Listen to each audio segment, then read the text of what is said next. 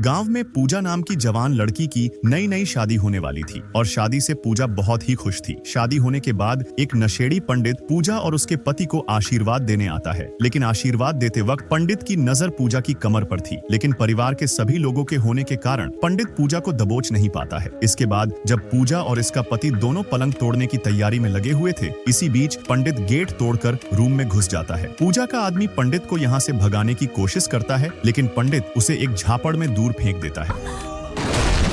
पूजा अपनी इज्जत की भिख मांगती है, लेकिन तभी हमें पता चलता है कि पंडित के अंदर एक हरामखोर आदमी की आत्मा थी। पूजा भागने की कोशिश करती है, लेकिन पंडित पूजा की छोटी पकड़कर आधे बाल उखाड़ देता है, जिससे पूजा की जान चली जाती है। दरअसल कुछ महीने पहले तिरुपति नाम का आदमी शादी होने के बाद भी नई नई लड़की को फंसाकर उनका गेम बजाता था। लेकिन जब ये बात तिरुपति की बीवी को पता चलती है, तो वो तिरुपति का सर ही उखाड़ फेंकती है। अब तिरुपति की इस हरकत के कारण पंडित को बुलाया जाता है और सजा के तौर पर पंडित तिरुपति को समाधि दंड देने की सलाह देता है, जिससे तिरुपति की आत्मा भटकती और तड़पती रहेगी। उसकी आत्मा तिरुपति को समाधि दंड देने के कुछ दिन बाद जब पंडित पूजा को उसके पति को आशीर्वाद देने जा रहा था, तब नशे में तिरुपति की समाधि पर सुसु करने लग जाता है। लेकिन पैर में कांटा लगने की वजह से पंडित का खून तिरुपति तक पहुंच गया था और तिरुपति की आत्मा पंडित में आ जाती है, जिसके बाद पंडित पूजा का गेम बजा देता है। इसके कुछ महीने बाद गाँव में राधा की शादी होती है। शादी के बाद दोनों खेत में सुहागरात मनाने वाले थे, लेकिन गाँव के मुखिया के अंदर तिरुपति की आत्मा आ गई थी और इसके बाद वो मुखिया राधा के पास पहुंच जाता है और बेरहमी से उसे निपटा देता है।